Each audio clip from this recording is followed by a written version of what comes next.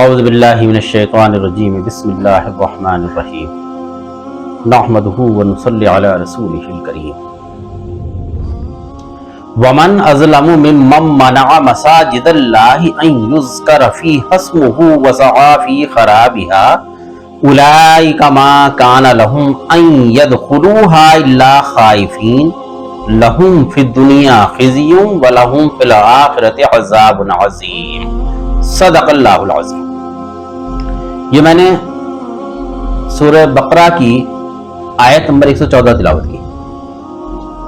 اس سے پہلے یہ آیت میں ایک نشست پہلے پڑھ چکا ہوں اور اس وقت یہ درس کے دوران آیت آئی تھی، میں نے پڑھ دی۔ اب مجھے کچھ خاص وجوہات سے اس آیت کو دوبارہ پڑھنا پڑ رہا ہے۔ جب یہ ویڈیو میری فیس بک پر اور میری یوٹیوب چینل پر اپلوڈ ہوئی تو اس کے بعد میں مجھے جس شدید رد عمل کی امید تھی وہی سامنے آیا کہ کچھ لوگوں نے اس کی بہت مخالفت کرنی شروع کر دی۔ تو میں نے یہ سوچا کہ چند باتیں اس دن میں نہیں کر پایا تھا تو اب کر دوں تاکہ رد عمل جو شدید تھا وہ شدید تر ہو جائے۔ پہلے تو میں اس ہی آیت کا ترجمہ مولانا شبلی تھانوی رحمۃ اللہ علیہ نے جو کیا ہے وہ پڑھوں گا ورڈ بائی ورڈ، اس کے بعد میں پھر اس پر بات کروں گا۔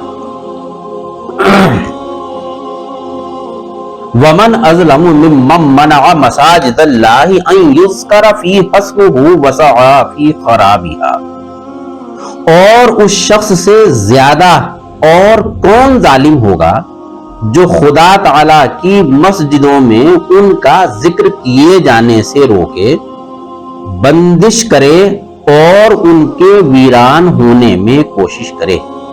وسعى فی خرابها، اور ان کے ویران ہونے میں کوشش کرے۔ اولئک ما کان لہم ان یدخلوها الا خائفین، ان لوگوں کو تو کبھی بے ہیبت ہو کر ان میں قدم بھی نہ رکھنا چاہیے تھا۔ لہم فی الدنیا خزی، ان لوگوں کو دنیا میں بھی رسوائی ہوگی۔ ولہم فی الآخرۃ عذاب عظیم، اور ان کو آخرت میں بھی سزائے عظیم ہوگی۔ یہ میں نے ترجمہ پڑھا مولانا شبلی تھانوی رحمۃ اللہ علیہ کا۔ بیان القرآن اگر پڑھتے ہوں تفسیر اس کی، تو تفسیر میں بھی جو مولانا نے لکھا ہے وہ لکھا ہے کہ جس میں مکہ کی مسجد، مدینہ کی مسجد، بیت المقدس کی مسجد اور سب مسجدیں آ گئی، یعنی جہاں جہاں بھی مسجدیں ہیں ان کو ویران کرنا یا ان کو بند کرایا جانا، یہ سب اس آیت کے تحت ہی ان کا حکم داخل ہوگا۔ یہ مولانا شبلی تھانوی رحمۃ اللہ علیہ نے لکھ دیا، یہ کہہ کر لکھ دیا کا مطلب یہی ہوا جب انہوں نے کہا کہ سب مسجدیں اس میں آ گئی۔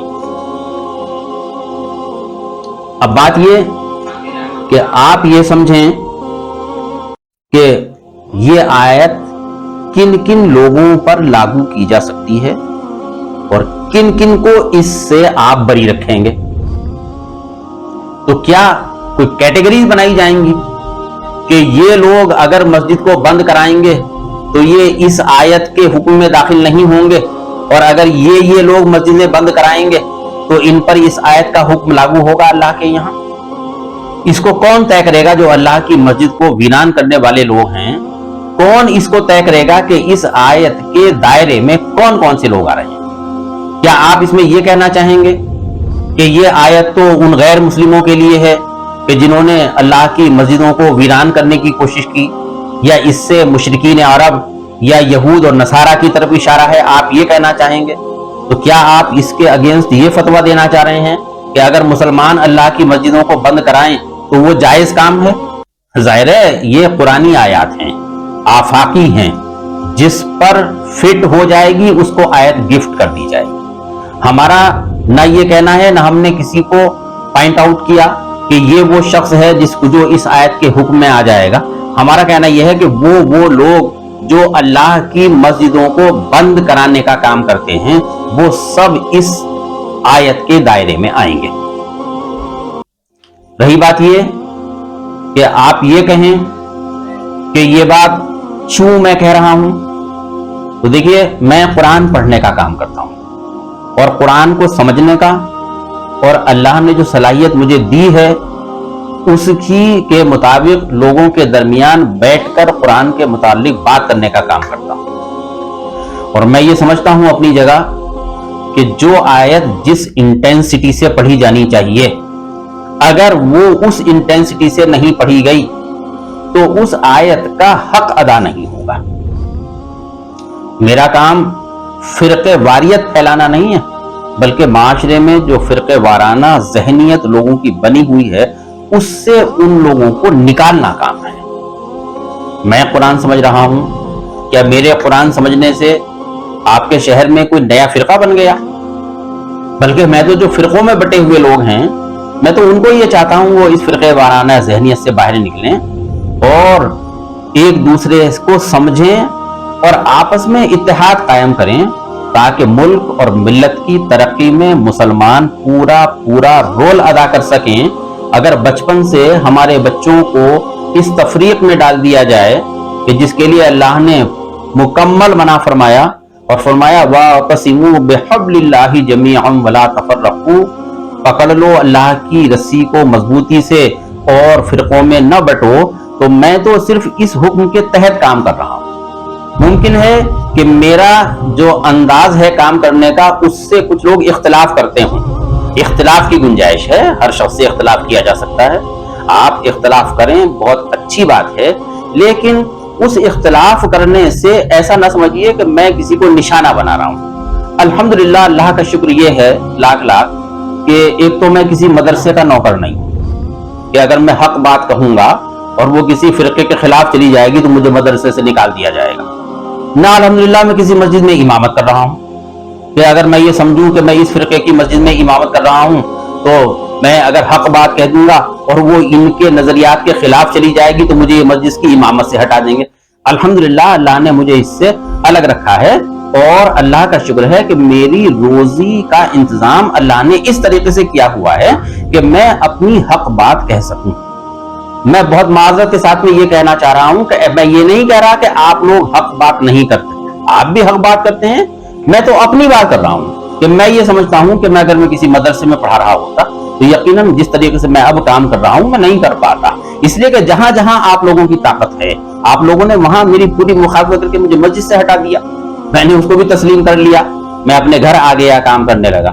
زائد سے زائد آپ یہ کر سکتے ہیں کہ مجھے اپنی مسجدوں میں نماز پڑھنے سے روک دیں، تو اس سے بھی کوئی فرق مجھ پر پڑنے والا نہیں. اس لیے کہ الحمدللہ میں اس عصبیت سے پاک ہوں، میں تمام لوگوں کو مسلمان ہی مانتا ہوں. میں کسی دوسرے فرقے کی مسجد میں جا کر نماز پڑھنا شروع کر دوں گا، مجھے وہاں کوئی نہیں نکالے گا. اور اگر سب بھی نکال دیں تو اللہ تبارک و تعالیٰ نے اس زمین کو رسول اللہ کی امت کے لیے سجدہ گاہ بنا دیا ہے. جہاں مجھے جگہ ملے گی، میں اللہ نے مجھے توفیق دی تو میں سجدہ کر دوں گا. اس لیے ان سب باتوں سے نہ میں گھبرانے والا ہوں، الحمدللہ نہ میرا موقف اتنا کمزور ہے کہ میں ایک دم سے بیک فٹ پر آ جاؤں. میرے خلاف تو فتوے پہلے سے بھی آتے رہے ہیں اور بھی آ جائیں تو اس سے کیا فرق پڑنے والا ہے.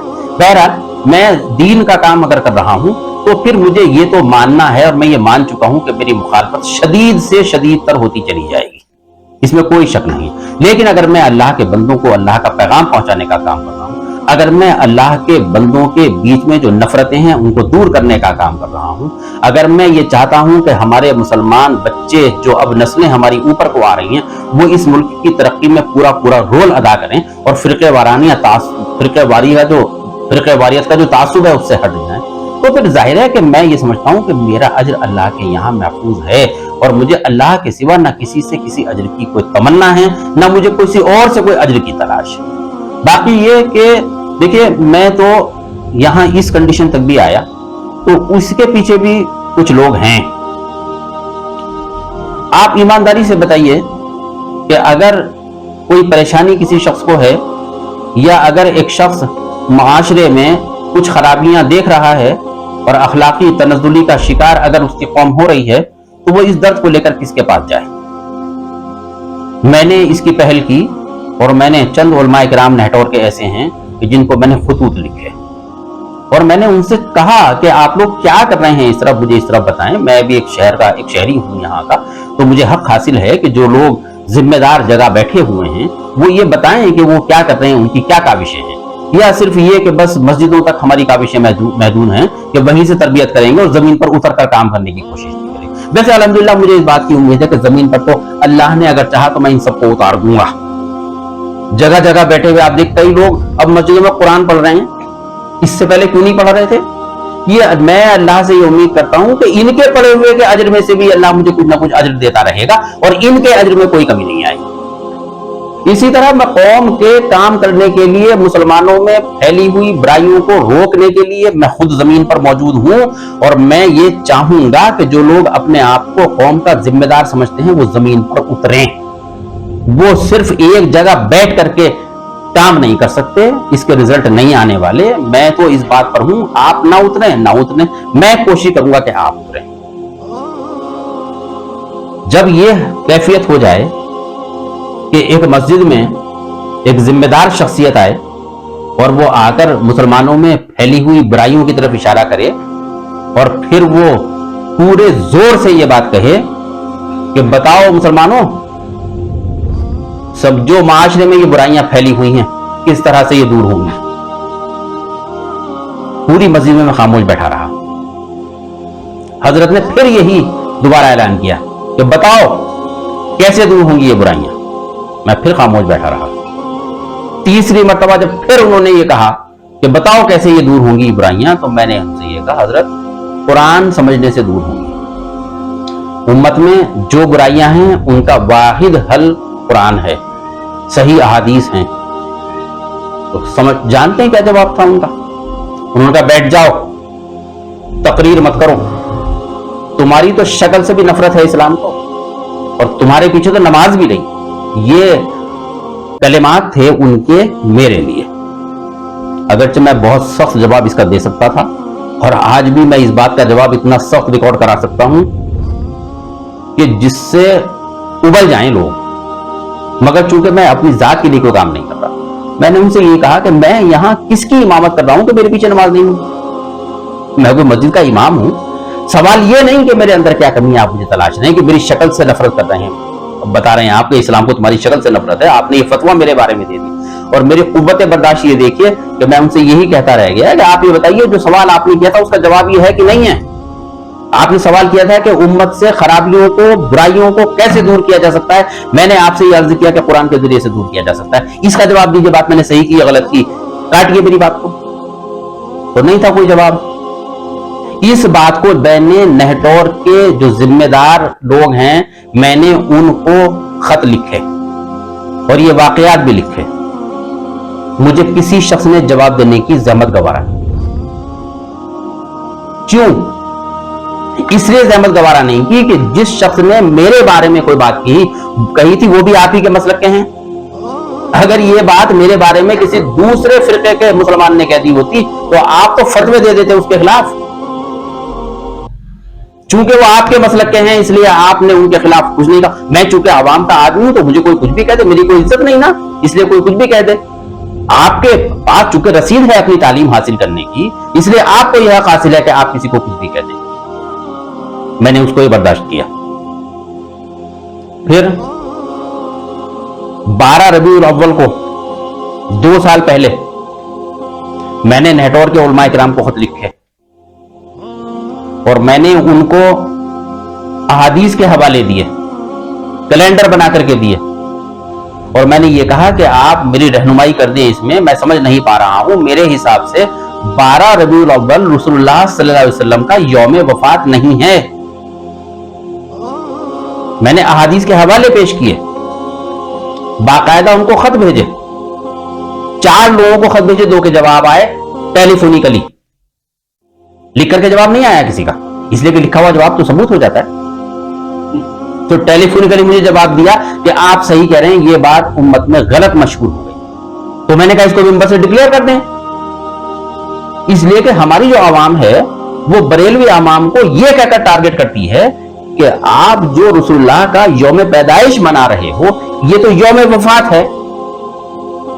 तो मैंने कहा इसको डिक्लेयर करें, हम इससे इख्तिलाफ करें कि वो हजरात जो रसूलुल्लाह का यौम पैदाइश इस तरीके से बना रहे हैं कि जिस तरीके से नहीं मनाया जाना चाहिए, उनके तरीके पर एतराज करें, उनमें कोशिश करें कि वो तरीका उनका बदल जाए, और हम उनको ये बताने की, समझाने की कोशिश करें कि मेरे भाई सहाबा इकराम रज़ियल्लाहु अन्हुम अजमईन से जो कुछ साबित है तुम उस तरीके से करो ना। क्या रसूलुल्लाह से इस तरीके से जुलूस जलसे क्या ये साबित है? तो तहकीक कर लो इस बात की। रसूलुल्लाह सल्लल्लाहु अलैहि वसल्लम की वफात के बाद में खुलफाए राशिदीन ने जो तरीका अपनाया हो वो तरीका, इस तरीके से आप उसमें सुधार करने की कोशिश करें, न ये कि आप एक बात को ऐसा फैक्ट बनाकर पेश करें कि जो सही नहीं थी। मुझे उसका कोई जवाब नहीं दिया गया। आप ये बताइए ईमानदारी से, अगर उम्मत में कुछ खराबियां पैदा हों और उम्मत में आपस में तफरीक हो, तो मुझे क्या तरीका अपनाना चाहिए उस उम्मत में सुधार करने के लिए? आमिनु बिल्लाहि व रसूलिही व अनफिकू मिम्मा जअलकुम मुस्तखलफीन फीह। ईमान ले आओ अल्लाह पर, उसके रसूल पर, और खर्च कर दो जो कुछ भी उसने, जिसमें भी उसने तुम्हें जानशीन मुकर्रर किया है। सिर्फ पैसे की बात नहीं है। अगर जहन आपको अल्लाह ने ऐसा दिया है कि आप अपनी जहनी सलाहियत लगा करके भी किसी का कुछ भला कर सकते हैं, तो आपकी जिम्मेदारी अपने जहन का इस्तेमाल कीजिए।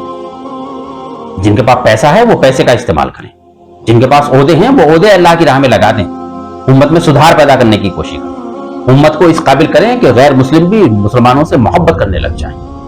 हमारे बच्चों की इस तरफ ध्यान नहीं कि हमारे बच्चों की कैफियत क्या है। जिस गली में निकल जाएं आप तो मुसलमान बच्चे गालियां दे रहे हैं, एक एक मोटरसाइकिल पर 3-3, 4-4, 5-5 बच्चे भागे फिर रहे हैं। जो माशरे में बुराइयां मौजूद हैं उसकी तरफ ध्यान नहीं है। माशरे में अगर एक आदमी बैठ करके कुरान समझने की कोशिश कर रहा है तो फिर उसकी तरफ निगाह है। इसको रोका जाना चाहिए किस तरह, इसलिए कि माशरे की जो सबसे बड़ी बुराई है वो है ही है कि मैं कुरान समझ रहा हूं। इसके अलावा माशरे में सब सुधार हो चुके, कोई बुराई है ही नहीं। तो पूरी तरीके से ये चाहते हैं कि इसको, मैं तो सिर्फ इतनी बात कह रहा हूं, अगर मैं हक पर हूं तो आपको हक तस्लीम करना पड़ेगा। मैं उस अकीदे का हूं। आप मुझे बताइए, अबू हुरैरा रज़ियल्लाहु अन्हु को आयतुल कुर्सी का वजीफा किसने बताया? मैं वाकई बता देता हूं आपको, सही बुखारी में मौजूद है। जो चाहे वो मेरे पास आकर के देख लें, बुखारी शरीफ उनके पास हो तो ठीक है, नहीं तो मेरे से आकर मालूम कर लें कि अबू हुरैरा रज़ियल्लाहु अन्हु को रसूलुल्लाह सल्लल्लाहु अलैहि वसल्लम ने रमजान मुबारक की ज़कात पर की निगरानी करने पर मुकर्रर कर दिया। यानी सदक़तुल फित्र जो आता है, तो उसमें जो भी गल्ला आया हुआ था, एक दिन रात को एक शख्स आया और वो उस गल्ले को भरने लगा। अबू हुरैरा रज़ियल्लाहु अन्हु ने उसको पकड़ लिया कि तू चोरी कर रहा है, मैं तुझे रसूलुल्लाह के सामने पेश करूंगा सुबह को। तो उसने कहा कि भाई मैं बहुत ज्यादा परेशान हूं, मेरे बच्चे भूखे हैं, मेरे पास कुछ नहीं था, मजबूरी में इसलिए आया हूं, अब नहीं आऊंगा। रसूलुल्लाह को वही के जरिए से मालूम हो गया। रसूलुल्लाह ने दरियाफ्त किया अबू हुरैरा रज़ियल्लाहु अन्हु से, जिसका मफहूम है अबू हुरैरा, बुराहत जो शख्स आया था उसका क्या हुआ? तो आपने अर्ज किया कि हुजूर, उसने मेरे से बहुत खुशामद की और उसने अपनी मजबूरी बताई और बताया कि मैं बहुत तंगदस्त हूं, मेरे बच्चे बहुत ज्यादा परेशान हैं, भूखे हैं, मैं कल नहीं आऊंगा। फरमाया वो फिर आएगा। अगले दिन वो शख्स फिर आ गया। अबू हुरैरा रज़ियल्लाहु अन्हु ने उसको पकड़ लिया कि अब तो मैं तुझे हुजूर सल्लल्लाहु अलैहि वसल्लम के पास जरूर लेकर जाऊंगा, अब तो तुझे उनके सामने पेश करूंगा। तू कल भी मेरे से झूठ बोल कर चला गया। उसने फिर वही खुशामद करना शुरू कर दी कि मुझे छोड़ दें, आइंदा मैं नहीं आऊंगा, मेरे बच्चे बहुत ज्यादा भूखे हैं और मुझे जरूरत है, मैं इसलिए आ गया। अबू हुरैरा रज़ियल्लाहु अन्हु ने उसको फिर छोड़ दिया। अगले दिन रसूलुल्लाह ने फिर दरियाफ्त किया, अबू हुरैरा क्या हुआ उस शख्स का जो रात आया था? कहने लगे हुजूर, उसने फिर वही इस तरीके से मुझसे खुशामद की और अपनी तंगदस्ती का उसने मुझे हवाला दिया। आपने फरमाया वो फिर आएगा। तीसरे दिन वो फिर आया। इस बार पकड़ लिया अबू हुरैरा रज़ियल्लाहु अन्हु ने उसको और ये कहा कि अब तो मैं तुझे हर हाल में रसूलुल्लाह की खिदमत में पेश करूंगा, तू बार बार मुझे धोखा देकर के झूठ बोल करके जा रहा है। उसने कहा मुझे एक बार और छोड़ दो और मैं तुम्हें एक वजीफा बताता हूं, अगर तुम उसको बिस्तर पर जाने से पहले पढ़ लिया करो तो अल्लाह की तरफ से एक निगरान फरिश्ता तुम पर पूरी रात मुकर्रर कर दिया। अब सहाबा इकराम तो खैर हासिल करने के लिए तो कुछ भी कर सकते थे। उनका ठीक है बता। तो वो शख्स कहने लगा अबू हुरैरा रज़ियल्लाहु अन्हु से कि तुम रात को बिस्तर पर जब जाओ तो आयतुल कुर्सी पढ़ लिया करो, तो अल्लाह एक निगरान फरिश्ता मुकर्रर कर देगा पूरी रात और शैतान तुम्हारे करीब नहीं आ सकेगा। अगले दिन हुजूर सल्लल्लाहु अलैहि वसल्लम ने मालूम किया क्या हुआ अबू हुरैरा, उस शख्स का, तुम्हारे मेहमान का। तो कहने लगे हुजूर आया तो फिर था, लेकिन इस बार उसने मुझसे ऐसे ऐसे कहा। रसूलुल्लाह ने फरमाया कि अगरचे वो था तो झूठा, मगर बात तुमसे सच कह गया है, और वो शैतान था जो 3 दिन से इंसानी शक्ल में तुम्हारे पास आ रहा है। तो हम तो उसके मानने वाले हैं जिसने ये कहा कि अगरचे वो था झूठा, बात सच कह गया। हम ये नहीं देखते बात कौन कह रहा है, हम देखते हैं बात कह क्या रहा है। आपकी जिम्मेदारी ये है कि आप ये देखिए बात कही क्या जा रही है, बात ये मत देखिए कौन कह रहा है, ये मत देखिए डिग्री कौन सी उठाए पड़ रहा है। डिग्री मैं कल एक आपको वीडियो रिकॉर्ड कराऊंगा, अपनी डिग्री भी दिखाऊंगा मैं, मेरे पास क्या डिग्री है। मेरे पास तो वो डिग्री है, अल्लाह का शुक्र है कि ना देवबंदी उसे नकार सके, ना बरेलवी, ना अहले हदीस, ना अहले तशय्यो। और जो उस डिग्री का मुमकिन हो जाए वो खैर मनाए अपनी रसूलुल्लाह के सामने। मैं बगैर डिग्री के नहीं बैठा। डिग्री के मुतालिक भी कल मैं एक वीडियो रिकॉर्ड कराऊंगा। फिलहाल तो मैं यहां पर सिर्फ ये बात करने के लिए बैठा हूं कि अगर मैंने ये आयत पढ़ी है तो ये ना समझिए कि मैंने किसी एक मसलक को या एक फिरके को टारगेट करके पढ़ी है। आप उसको गौर से सुनिए, मैंने सबको ये बात कही है कि सबके अंदर ये शिद्दत मौजूद है और नहीं है। या फिर आप इसका मुझे फतवा कहीं देवबंद से मुझे फतवा मंगा देंगे मुसलमानों के लिए ये जायज है कि वो किसी दूसरे फिरके की मस्जिद को बंद करा दें, तो मैं मान लूंगा, मैं रुजू रिकॉर्ड करा दूंगा अपना उसी वक्त, वो फतवा भी दिखाऊंगा और अपना रुजू रिकॉर्ड कराऊंगा कि मैंने बात गलत की, मुझे नहीं करनी चाहिए। लेकिन मैं कुरान की रोशनी में बात करूंगा तो फिर आप ये मत समझिए मेरे खिलाफ भी अगर कोई बात आएगी तो मैं तो फिर उसको उसी इंटेंसिटी से बात करूंगा जिस इंटेंसिटी से करनी चाहिए। ये बताने के लिए मैंने इस प्रोग्राम को दोबारा से फिर किया, आप लोगों को मैंने बुलाया, तकलीफ दी और फिर पढ़ रहा हूं वमन अज़लमु मिम्मन मनअ मसाजिदल्लाहि अन युज़करा फी हस्मुहु व सआ फी खराबिहा उलाइका मा कान लहुम अन यदखुलूहा इल्ला खाइफीन लहुम फिद दुनिया खिज़्युन व लहुम फिल आखिरति अज़ाबुन अज़ीम। ये मैंने उस दिन आयत का तर्जुमा नहीं पढ़ा था, व लहुम फिल आखिरति अज़ाबुन अज़ीम। व आखिरु दअवाना अल्हम्दुलिल्लाह।